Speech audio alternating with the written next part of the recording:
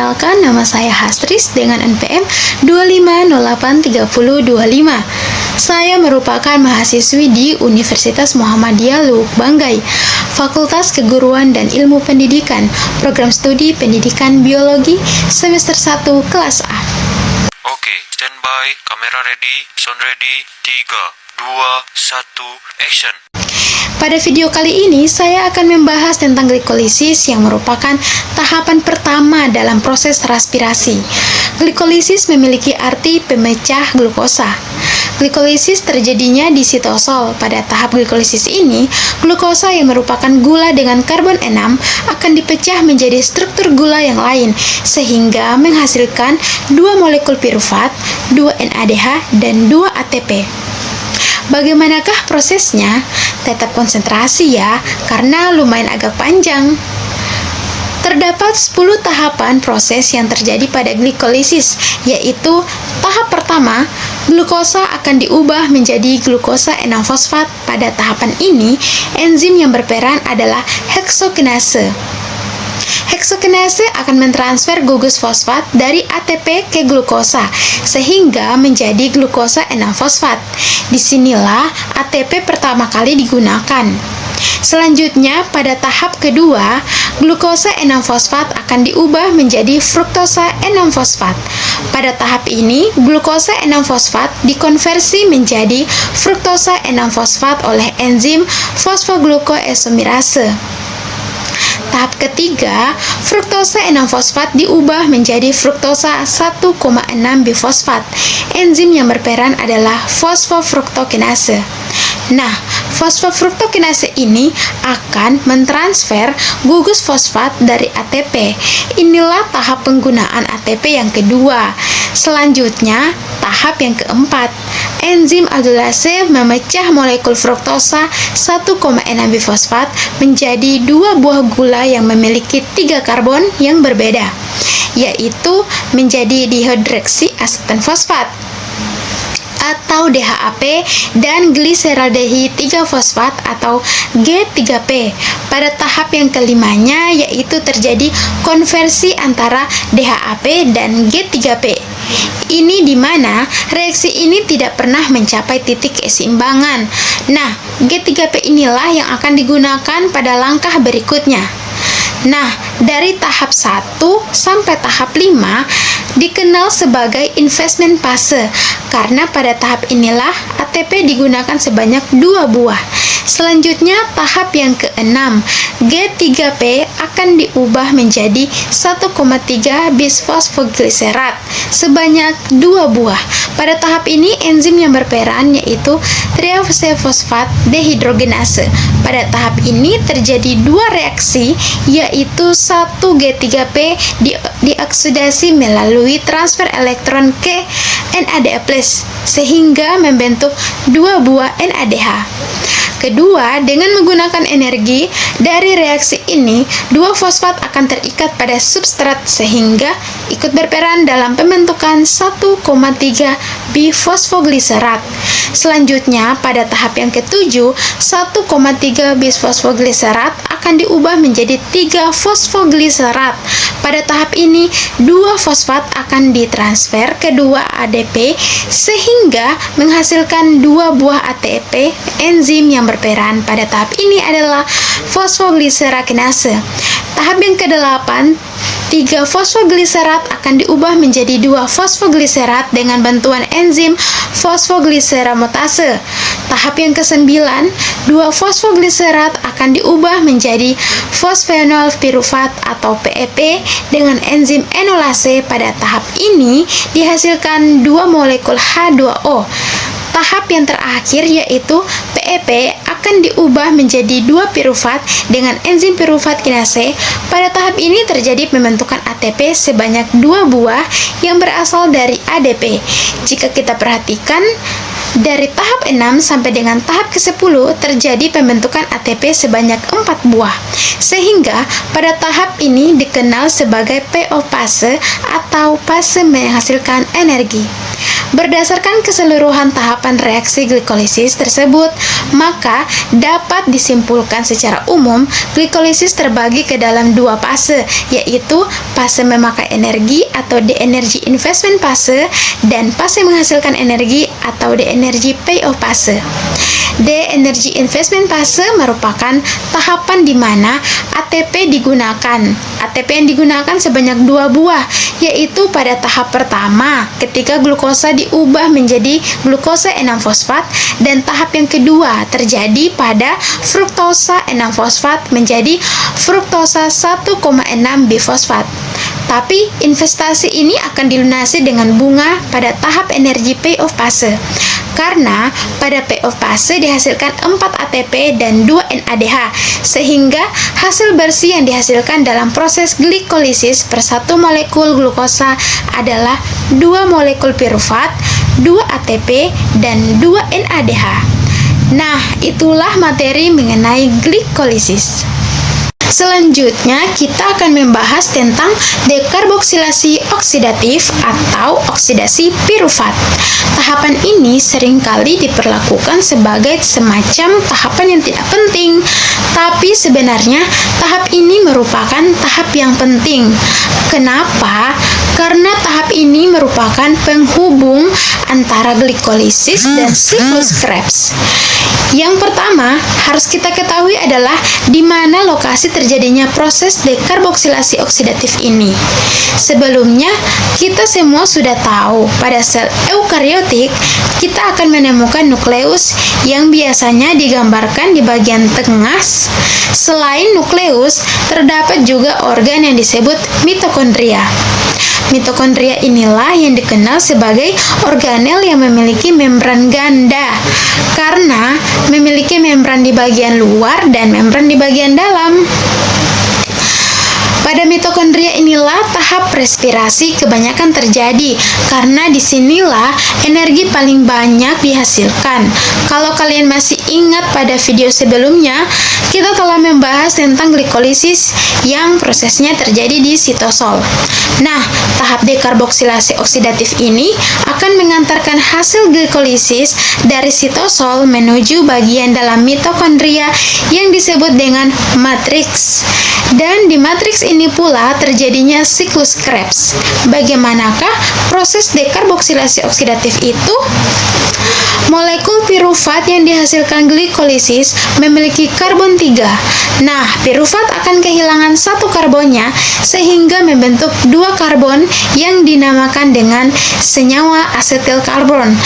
Yang hilang itu akan membentuk karbon dioksida dan akan meninggalkan sel sebagai output dari proses dekarboksilasi oksidatif ini. Nah, ketika terbentuk CO2 berarti ada ikatan yang diputus antara karbon nomor 2 dan karbon nomor 3. Ketika ada pemutusan ikatan berarti ada elektron berenergi tinggi yang dilepaskan juga. Nah, selanjutnya kita harus menangkap elektron yang berenergi tinggi ini karena sangat berharga untuk menghasilkan ATP. Elektron ini akan ditangkap oleh NAD sehingga membentuk energi NADH. Nantinya NADH ini akan membentuk ATP pada tahap transfer elektron. Nah, sekarang kita memiliki asetil. Asetil ini merupakan gula yang kita butuhkan untuk melanjutkan ke tahap selanjutnya. Tapi ternyata asetil tidak bisa langsung menuju mitokondria karena mitokondria merupakan organel yang memiliki membran di sekelilingnya. Ingat, membran ini sifatnya semi-permeabel, yang berarti mereka tidak membiarkan molekul sembarangan untuk masuk ke dalamnya, sehingga asetil membutuhkan tanda pengenal untuk masuk ke mitokondria. Tanda pengenalnya itu yaitu koenzim A atau KOA. Selanjutnya, KOA akan terikat pada molekul asetil ini, sehingga membentuk asetil KOA. Nah, asetil KOA ini yang akan diterima oleh mitokondria. Kemudian, asetil KOA ini akan melewati membran mitokondria tanpa ada penolakan dan akan sampai di bagian dalam mitokondria yang disebut matriks. Kemudian, di dalam matriks KOA akan menambahkan asetil karena kita tidak membutuhkannya lagi, dan selanjutnya akan terbentuk asetil kembali. Kemudian akan lanjut ke tahap siklus Krebs. Karena pirufat yang dihasilkan dari glikolisis sebanyak 2 buah, maka hasil dari proses dekarboksilasi oksidatif ini yaitu NADH sebanyak 2 buah, karbon dioksida sebanyak 2 buah, dan asetil KOA sebanyak 2 buah. Nah, itulah materi tentang dekarboksilasi oksidatif. Selanjutnya, kita akan membahas tentang siklus Krebs yang merupakan tahap ketiga dalam proses respirasi aerobs. Lanjutan dari proses dekarboksilasi oksidatif yang kita bahas di video sebelumnya. Siklus Krebs ini sering juga dikenal sebagai siklus asam sitrat. Alasan mengapa disebut siklus Krebs adalah sebagai bentuk penghargaan kepada Hans Krebs, seorang ilmuwan dari Jerman yang merupakan penemu dari siklus Krebs ini. Sebagaimana kita telah singgung di video sebelumnya, siklus Krebs ini terjadinya di matriks mitokondria. Nah, bagaimanakah prosesnya? Secara singkat, penjelasan tentang siklus Krebs ini terdiri dari 8 tahapan. Mari kita mulai. Pada tahap yang pertama, asetil KOA yang memiliki 2 atom karbon merupakan hasil dari dekarboksilasi oksidatif, akan mengalami kondensasi bersama dengan senyawa oksal asetat yang memiliki 4 atom karbon, sehingga antara gugus asetil dan oksal asetat membentuk ikatan menjadi senyawa berkarbon 6 yang dikenal sebagai sitrat atau asam sitrat. Karena asam sitrat ini merupakan senyawa yang terbentuk pada tahap pertama siklus ini, dikenal sebagai siklus asam sitrat. Pada saat pembentukan asam sitrat, ini KOA akan dilepaskan sehingga sitrat tidak memiliki koenzim A. Nah, enzim yang berperan pada tahap yang pertama ini adalah sitrat sintase. Selanjutnya pada tahap yang kedua, sitrat akan mengalami perubahan menjadi isositrat yang masih memiliki karbon 6. Karena reaksi yang terjadi pada tahap ini hanya isomnensasi atau perubahan dari satu senyawa menjadi senyawa lain yang masih memiliki rumus senyawa yang sama. Nah, pada tahap ini terjadi 2 reaksi, yaitu pelepasan molekul air atau H2O yang prosesnya dikenal sebagai dehidrasi. Namun kemudian pada tahap ini juga terjadi proses penambahan molekul air yang prosesnya dikenal sebagai hidrasi. Proses pengubahan sitrat menjadi asam sitrat ini dikatalis oleh enzim okentase. Pada tahap ketiga, isositrat yang memiliki 6 karbon akan diubah menjadi alfa ketoglutarat yang memiliki 5 atom karbon, sehingga pada tahap ini terjadi pelepasan ikatan yang berarti ada elektron yang dilepaskan pula. Elektron yang dilepaskan ini akan diterima oleh NADA+, sehingga membentuk NADH. Nah, pada tahap ini pula terjadi proses dekarboksilasi atau pengurangan karbon berjumlah 1 karbon. Nah, 1 karbon ini akan membentuk CO2 enzim yang berperan adalah isositrat dehidrogenase. Tahap yang keempat, alfa ketoglutarat yang memiliki 5 atom karbon akan diubah menjadi suksinil koenzim A yang memiliki 4 atom karbon. Berarti pada tahap ini juga terjadi dekarboksilasi atau pelepasan 1 karbon. Nah, 1 karbon ini akan membentuk molekul karbon dioksida pula. Selain itu, pada tahap ini terjadi reduksi NAD+, sehingga membentuk NADH. Karena pada tahap ini terjadi perubahan dari alfa ketoglutarat menjadi suksinil koenzim. Berarti terjadi penambahan KOA yang masuk pada reaksi ini, sehingga KOA akan memberikan tanda dengan senyawa suksinil membentuk suksinil KOA. Enzim yang berperan pada tahap ini yaitu alfa ketoglutarat hidrogenase. Tahap yang kelima, suksinil KOA yang memiliki 4 4 atom karbon akan diubah menjadi suksinat yang masih memiliki 4 atom karbon. Pada tahap ini tidak ada pengurangan atom karbon seperti pada tahap sebelumnya.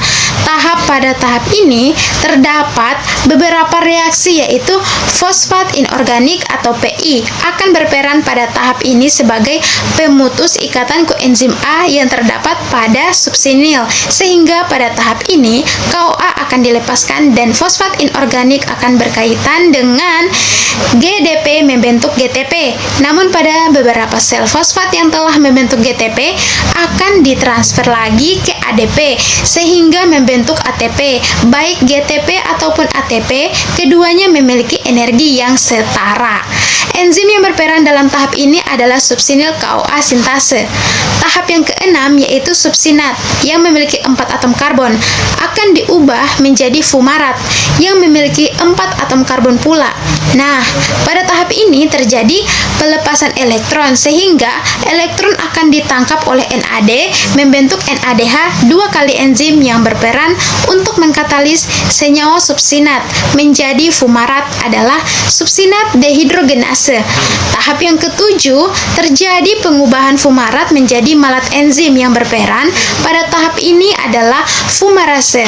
Pada tahap ini terjadi penambahan air atau H2O yang prosesnya dikenal sebagai hidrasi. Selanjutnya tahap yang ke-8 malat akan diubah menjadi oksalaosetat. Pada tahap ini pula terjadi pembentukan NADH yang berasal dari NAD+. Enzim yang berperan dalam tahap ini adalah malat dehidrogenase. Dengan demikian, dalam satu kali siklus menghasilkan 3 NADH, 1 FADH 2 kali, dan 1 ATP. Karena pada dekarboksilasi oksidatif menghasilkan 2 asetil KOA, berarti pada siklus Krebs ini menghasilkan 6 NADH, 2 FADH 2 kali, dan 2 ATP. Nah, itulah materi tentang siklus Krebs. Dan kali ini kita akan membahas tentang rantai transfer elektron dan kemiosmosis yang merupakan tahap terakhir dalam respirasi aerobs. Nah, di tahap inilah kita sebenarnya akan membuat sebagian besar ATP. Rantai transfer elektron dan kemiosmosis merupakan proses reproduksi ATP dari NADH dan FADH2 yang dihasilkan dalam glikolisis, dekarboksilasi oksidatif, dan siklus Krebs. Kenapa NAH dan FADH2 ini harus diubah menjadi ATP? Karena NADH dan FADH2 merupakan salah satu bentuk energi, namun berupa energi yang belum dapat digunakan oleh tubuh, sehingga harus diubah menjadi ATP agar dapat dimanfaatkan oleh tubuh. Sehingga tujuan dari rantai transfer elektron dan kemiosmosis adalah menghasilkan energi yang dapat dimanfaatkan oleh tubuh. Yang harus pertama kali kita ketahui adalah di mana keduanya reaksi ini terjadi. Kita telah singgung di video sebelumnya bahwa tahap ini terjadinya di bagian mitokondria. Nah, mitokondria sendiri tersusun atas beberapa bagian meliputi membran luar, membran dalam, dan matriks. Kedua tahapan ini berlangsung pada mitokondria, tepatnya pada bagian membran dalam mitokondria atau yang disebut dengan krista. Bentuk membran mitokondria jika diperbesar akan menjadi seperti gambar berikut. Bagian membran dalam mitokondria tersusun atas fosfolipid bilayer, kompleks protein 1 koenzim Q atau ubiquinon, kompleks protein 3, kompleks protein 4, sitokrom C, ATP sintase, dan kompleks protein 2. Yang terletak di bagian sini disebut dengan rantai transfer elektron karena dalam prosesnya terjadi transfer elektron dari satu protein ke protein yang lain. Dalam transfer elektron ini, oksigen akan berperan sebagai penerima elektron terakhir yang akan membentuk H2O, yang nantinya H2O ini akan dikeluarkan dari sel. Perubahan NADH dan FADH2 menjadi ATP terdapat sedikit perbedaan dari prosesnya. Bagaimanakah perbedaannya? Yuk kita simak lebih lanjut. Yang pertama, pengubahan NADH menjadi ATP. Terlebih dahulu, proses yang terjadi pada tahap transfer elektron diawali dari NADH akan diuraikan menjadi NAD+, yang membuat elektron hasil dari reaksi ini akan masuk ke kompleks protein 1, kemudian dikirim ke ubikinin saat elektron melewati kompleks protein 1. Hal ini akan memicu dipompanya H+ keluar menuju ruang antara membran. Elektron dari ubikinin dibawa melewati kompleks protein 3 ke sitokrom C. Saat melewati kompleks protein 3, hal ini juga akan memicu pompanya H+ keluar menuju ruang antar membran. Kemudian dari sitokrom C, elektron akan dibawa ke matriks mitokondria melalui kompleks protein 4. Saat elektron melewati kompleks protein 4 akan mengeluarkan satu atom hidrogen lagi menuju ruang antar membran. Nah, selanjutnya elektron kemudian akan diterima oleh molekul oksigen yang kemudian akan berikan dengan satu ion H+ membentuk H2O. Bila dihitung transfer elektron dari bermacam-macam protein tadi, memicu dipompanya 3H+ keluar menuju ruang antar membran. H+ atau proton tersebut akan kembali menuju matriks mitokondria melalui enzim yang disebut ATP sintase. Lewatnya H+ pada ATP sintase akan memicu enzim tersebut membentuk ATP secara bersamaan. Karena terdapat 3H+ yang masuk ke dalam matriks, maka terbentuklah 3 molekul ATP. Pada akhirnya, untuk setiap satu NADH menghasilkan 3 ATP. Selanjutnya, pengubahan FADH2 menjadi ATP. Pertama, FADH2 diuraikan menjadi FAD+, kemudian elektron masuk ke kompleks protein 2. Transfer pada kompleks protein 2 tidak memicu dipompanya H+ keluar menuju ruang antar membran.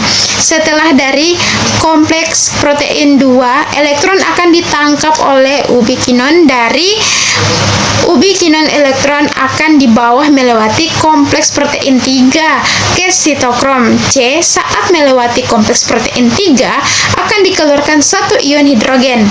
Berikutnya, elektron dari sitokrom C akan dibawa ke matriks mitokondria melalui kompleks protein 4. Pada saat melewati kompleks protein 4 akan dikeluarkan juga satu atom mitogren. Nah, selanjutnya, elektron kemudian akan diterima oleh molekul oksigen yang kemudian berikatan dengan 2 ion H+ membentuk H2O. Setiap atom hidrogen yang terbentuk akan masuk ke ATP sintase untuk menjadi ATP. Jumlah ion hidrogen yang dikeluarkan berjumlah 2 untuk setiap satu molekul FADH2. Jadi, hasil dari perubahan untuk setiap satu FADH2 menghasilkan 2 ATP. Nah, proses transfer elektron terjadi sampai tahap diterimanya elektron oleh oksigen yang merupakan asektor elektron terakhir, sedangkan proses pembentukan ATP oleh enzim ATP sintase tersebut dinamakan dengan komiosmosis. Nah, selesailah proses respirasi aerob. Selanjutnya, berapakah total yang dihasilkan dalam respirasi aerob? Pada proses glikolisis dihasilkan 2 ATP dan 2 NADH. Pada proses karboksilasi oksidatif dihasilkan 2 NADH. Pada siklus Krebs dihasilkan 6 NADH, 2 FADH2 dan 2 ATP. Lalu bagaimana menjumlahkannya? Kita tahu kalau ATP langsung menjadi ATP tidak perlu diubahnya. Lalu untuk NADH dikalikan dengan 3 dan FADH2 dikalikan dengan 2. Sehingga pada glikolisis ini dihasilkan 2 ATP, 2 NADH diubah menjadi 6 ATP. Pada dekarboksilasi oksidatif 2 NADH menjadi 6 ATP. Pada siklus Krebs NADH menjadi 18 ATP, FADH menjadi 4 ATP dan 2 ATP. Tetap menjadi 2 ATP sehingga totalnya 38 ATP. Lalu kenapa ada yang menyebutkan totalnya 36 ATP? Karena 2 ATP digunakan untuk menembus mitokondria. Karena kita tahu ya, kalau misalkan glikolisis terjadinya di sitosol dan reaksi yang lainnya terjadi di mitokondria, sehingga butuh energi untuk menembus mitokondria. Pada akhirnya totalnya 38 ATP dikurangi 2 ATP menjadi 36 ATP.